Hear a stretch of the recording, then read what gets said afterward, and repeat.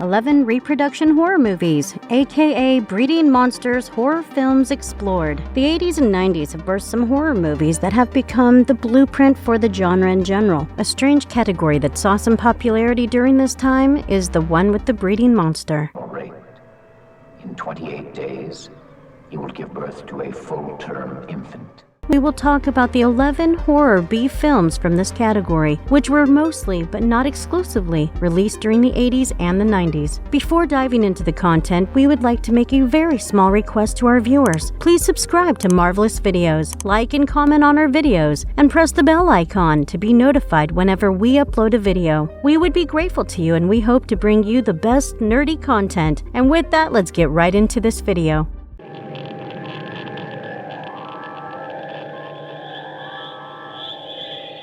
In Seminoid, directed by Norman J. Warren. In Seminoid is a British horror film. The story revolves around scientists and archaeologists who are excavating the ruins of an extinct civilization on another planet. They discover crystals of an unknown origin, suggesting that this civilization was controlled by some sort of chemical intelligence. Meanwhile, Dean White and Ricky Williams get injured from a mysterious explosion. One of the crystals pulsate and take over Ricky through his wound, causing him to go back to the cave where they found the crystals. He ends up causing damage to Gail and she ends up dying. After she freezes to death, he is killed by the documentation officer and buried with Gail outside the cave. When two others, Mitch and Sandy, return, they are attacked by a monstrous alien. It kills Mitch and forces Sandy into breeding with it. It triggers an accelerated pregnancy in her and things go out of hand when more mysterious explosions block off the caves. Meanwhile, the chemical intelligence takes over Sandy and she gains superhuman strength. She kills Barbara, mutilates Dean, and drinks his blood. She also blows up the base transmitter, but her crazy antics begin to subside gradually. The others try to sedate her, but once she reverts back to her strengthened state, she kills her peers and then disembowels the corpses. The survivors try their best to subdue her, but she overpowers everyone with ease. She also feeds on flesh and breathes the toxic atmosphere with ease. She birthed hybrid twins, who are also born with a thirst for blood. No matter what happens, Sandy's rampage seems to have no end.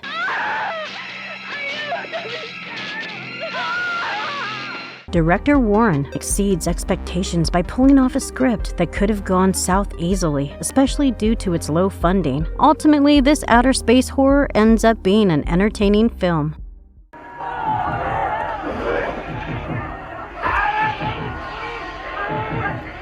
Baby Blood 1990, directed by Alain Robach. Baby Blood is a French horror film that revolves around the womb of a pregnant woman getting invaded by a parasite and everything that follows. This film begins with a berserk leopard in Africa being captured. It is then shipped off to a circus in France. The circus is run by a terrible guy who beats his wife and physically abuses her. The leopard's new life in France makes it go through some sort of a metamorphosis, and it starts to host a parasite. The parasite slithers out of the leopard and finds a new target, a circus performer and the wife of the circus owner, Yonka. However, she was pregnant due to her garbage of a husband's abuse, and as luck would have it, the snake-like parasite crawled into her uterus. To make matters worse, it started to gestate within the fetus. The parasite telepathically begins to demand Yonka for human blood.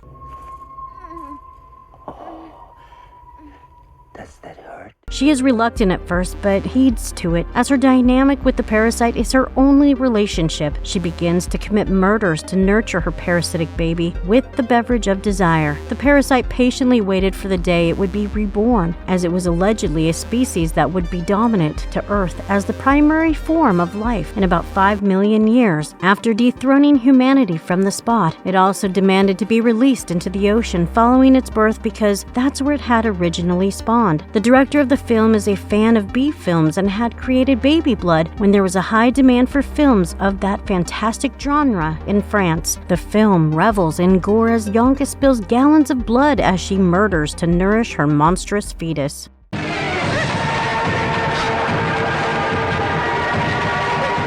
Meridian 1990. Meridian, Kiss of the Beast is a 1990 horror film. The film was directed by Charles Band and revolves around a twisted magician and his twisted antics. As Catherine Bomarzini's father passes away, she inherits her family's castle in Italy. Her best friend Gina is also in Italy. She restores an old painting in an Italian church. The two friends unite and attend a local carnival together. They meet a magician named Lawrence there and invite him and his gang of freaks to their castle for dinner. During their interactions at home, the magician seduces Catherine and Gina. He drugs the two of them and physically forces himself on Gina in front of his crew. He tries to pull the same disgusting antic on Catherine and takes her to a room. He strips to seduce her but proves himself to be an even bigger scumbag by pulling away so that his own twin brother Oliver would get a chance to have sex with her. Following this, Catherine begins to see the apparitions of a dead woman in the castle. She eventually realizes that she is part of an ominous curse that has been around for several decades. The brothers Lawrence and Oliver are under a curse as well, and they can only die if they are killed by a loved one.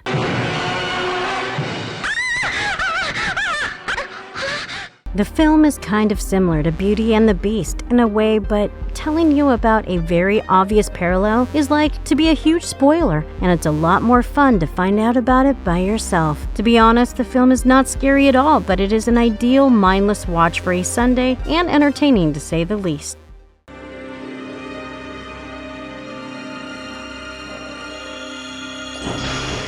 The Terror Within 1989, directed by Thierry Knotts. The Terror Within is a science fiction and horror film that is set in a dystopian future where the remaining humans fight against monsters called the gargoyles for their survival while living in bunkers for their safety. The majority of the world's population was either dead or mutated following a biochemical attack. Michael and John were two survivors who were surveying the post-apocalyptic world, but they died after being attacked by the gargoyles. Meanwhile, their lab, the Mojave Lab, had lost contact with the Rocky Mountain Lab. Their peers David and Sue, who were investigating a group of buzzards, left their bunkers to find Michael and John, only to find them dead. However, they bring back an injured and impregnated girl named Karen. Karen dies as she gives birth to a gargoyle, which only proves that a gargoyle had mated with her against her will, which is what the mutant monsters did for the survival of their species. The gestation period is also short but deadly for the mother. The gargoyle begins to attack as it roams freely in the bunker. David and his dog Butch also get injured in the process, while two others become its prey. It also kidnaps Sue to reproduce with her, and when Sue gets pregnant with a gargoyle, she tries to abort the fetus herself, but accidentally dies. So there's another loose gargoyle to worry about. These creatures are also strong enough to withstand major wounds, such as beatings, burning, and electrical shock, thanks to their ability to heal quickly. However, it has one vulnerability: the high-pitched frequencies of dogs. Now, the inhabitants of the bunker devise a plan to kill the gargoyles and head towards the Rocky Mountain Lab.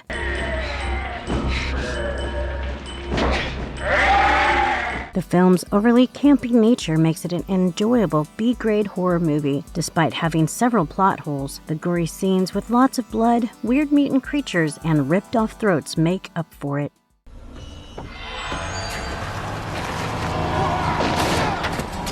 Jack Frost 1997, directed by Michael Cooney. Jack Frost is a black horror comedy slasher film revolving around the serial killer Jack Frost, who gets mutated and fuses with the snow on a December night. Jack Frost was set to be executed due to him killing over 38 people, but he kills the guard driving the execution transfer vehicle and it crashes into a genetic research truck. The chemical collision dissolves his body and he becomes one with the snow. The people Jack had sworn vengeance on begin to die one after another, such as Old Man Harper and Billy the local bully. He also murders Billy's father by shoving an axe down his throat and his mother by shoving her face into glass ornaments. Meanwhile, Sam's son states that Billy's death had been caused by a snowman. FBI agent Stone and Manners get the sheriff to put the town on a 24-hour curfew, but the deputy is killed by the snowman. He also kills Billy's older sister's boyfriend Tommy and physically and sexually assaults Billy's sister, ultimately resulting in her death. The snowman returns to confront Sam, who seeks revenge. FBI agent Stone reveals himself to be part of the genetic research company. The killer snowman is revealed to be a mutated Jack Frost. They try to kill Jack by blowing him up, but fail to do so. Jack kills Stone and traps Sam. Now Sam must find a way to get rid of Jack, but you have to watch the film to find out whether he succeeds or not.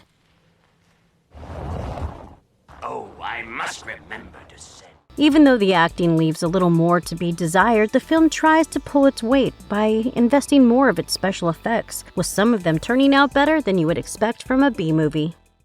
No.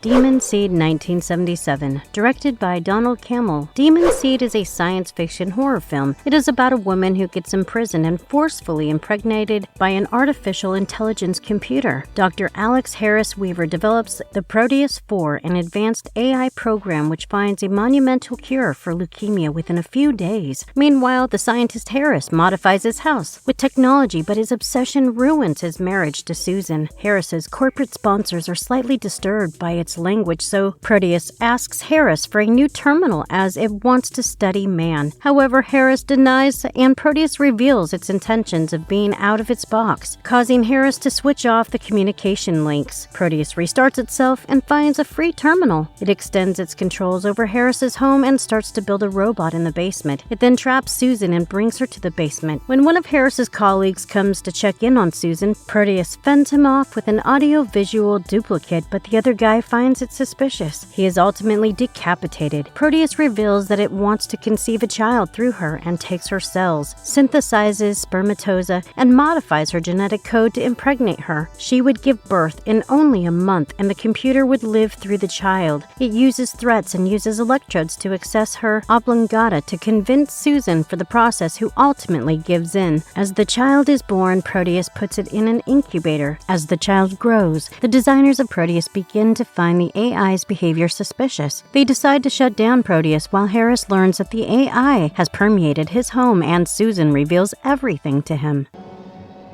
Proteus, my God, Demon Seed was ahead of its time, and considering how technologically advanced the film was conceptually, in fact, it has also been dubbed as a visionary art movie.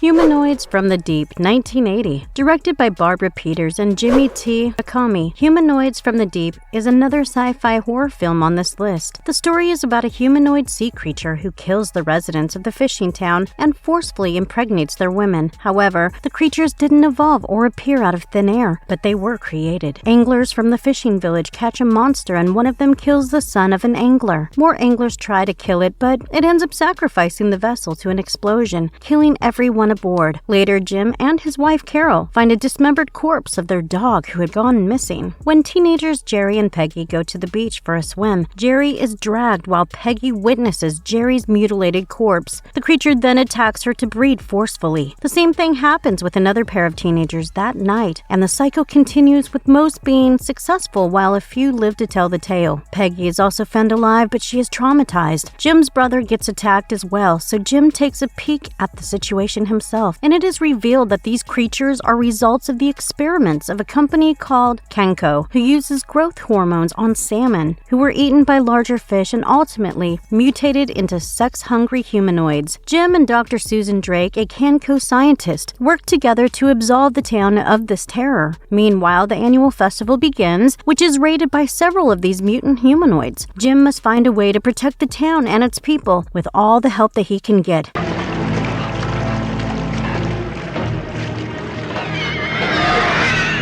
This film is proof that the older B-grade horror films were absolutely okay with diving into some weirdly shady plot points and themes. The concept of a mutated salmon is quite the eccentricity. Don't start without me. The Entity, 1982. Directed by Sidney J. Furie, The Entity is a supernatural horror film about a single mother named Carla Morin who is physically violated and impregnated by an invisible assailant. It takes place in Los Angeles, with Carla having to flee to her best friend Cindy's home after a traumatizing poltergeist activity. She returns to her home the next day but is nearly killed by her own car. She goes to see the psychiatrist, Dr. Snyderman, thinking that she is the problem. However, another mysterious attack leaves her with bruises bruises and bite marks. Yet her therapist believes that these are self-inflicted. Dr. Schneiderman believes that her paranormal experiences are the aftermath of the trauma she had received as a child, but it resumes after the doctor leaves. Her son intervenes, but he is hit by electricity, leaving his wrist broken. Dr. Schneiderman's colleague claims that the situation is due to Carla's trauma and sexual frustration, and Schneiderman even believes that she is incestually into her son, making Carla extremely angry. Carla's friend Cindy witnesses an attack and meets two parapsychologists, convincing them to visit Carla's home. They study the house while Dr. Schneiderman arrives and once again tells Carla that it's all in her mind. Carla's boyfriend Jerry also witnesses one of these attacks and gets injured. At the hospital, he is attacked once more, and he terminates his relationship with Carla for his own safety. As more and more people begin to witness the paranormal attacks, Dr. Schneiderman is still reluctant while Carla seeks help from a parapsychologist. Ultimately, an elaborate experiment is carried out in her house to end the matter once and for all.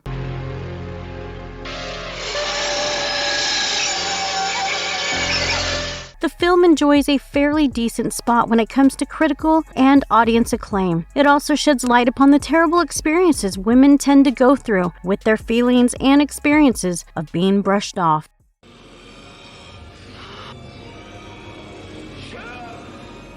The Beast Within, 1982, directed by Philippe Morad. The Beast Within is a bloody horror film that revolves around the son of a couple who, following his 17th birthday, begins to behave rather strangely. Caroline and Eli McCleary get stuck on a deserted road in Mississippi. As Eli looks for help, a creature escapes from its cellar and finds Caroline in Eli's car. It forcefully breeds with Caroline, who is subsequently found lying in the forest. 17 years pass, and Caroline's son, who is a result of the incident, falls ill. And the family tries to attain more information on the assaulter in case Michael's illness was genetic. They learn about the 17-year-old incident, where the partially eaten corpse of a mortician named Lionel was found. Meanwhile, a possessed Michael murders and eats Edwin and collapses inside Amanda Platt's house, who hospitalizes him. He returns to the hospital with Caroline, while some of the others discover a swamp of human bones and human tooth marks, which suggests that this is all the works of a cannibal. Schoonmaker interrogates Dexter Ward, Lionel's apprentice, at the mortuary as he believes one of the bones to belong to an expired patient of his, but he learns nothing. Meanwhile, Ward asks the judge to pay him for his silence, but he is eventually killed by a possessed Michael. The men return to find Ward dead, while Michael finds a man named Tom Laws, who interacts with the spirit possessing him and reveals it to be Billy Connors, a spirit from 17 years ago who is trying to punish the Kerwin family.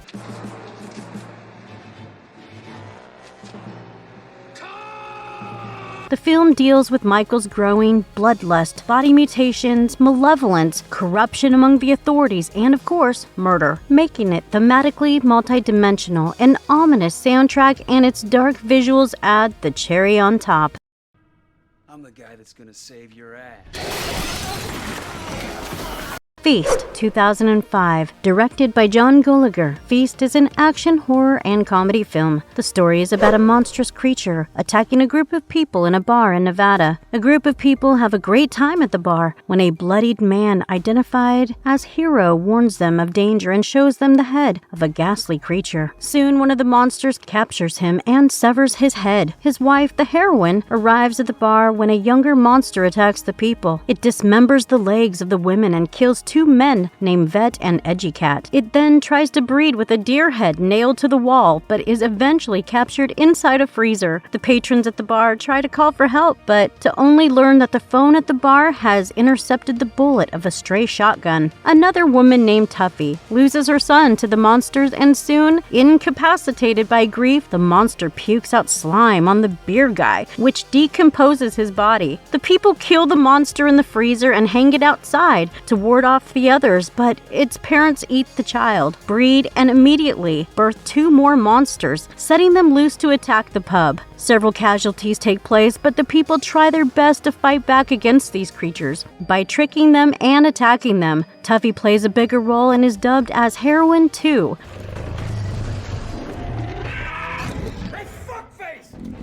The naming of the characters is an interesting thing about the movie as it directly depicts their roles. The heavily unpredictable nature of the monsters keep the audience on their toes and does not allow the people at the bar even a moment of peace. Ultimately, it is an exciting film as you try to find out who gets to survive.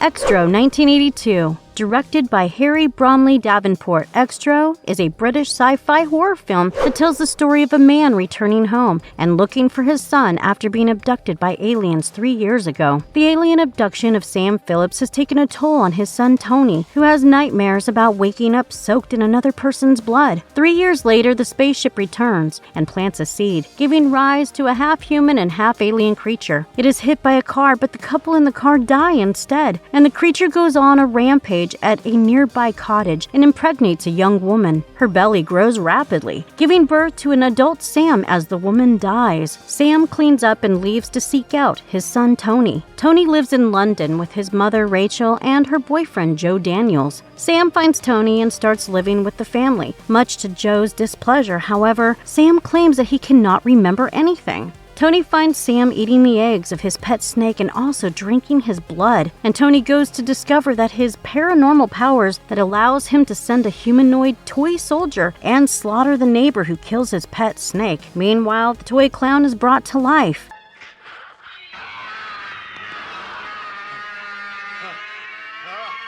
And this is an unusual film, and people tend to have polarizing opinions on it. Some love it, while some hate it. If you like films such as Alien, then Extro might be your cup of tea. What did you think of these movies? Did you enjoy this video? If yes, then don't forget to like and comment on this video. Till then, goodbye and have a nice one.